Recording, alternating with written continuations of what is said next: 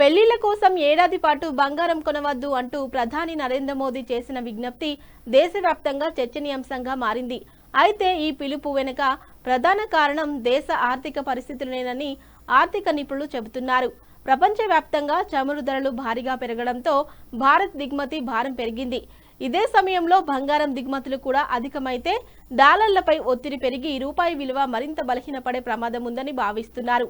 ప్రస్తుతం ముడి చమురు ధరలు భారీగా పెరగడంతో దేశ విదేశీ మారక నిల్వలపై ప్రభావం పడుతుంది.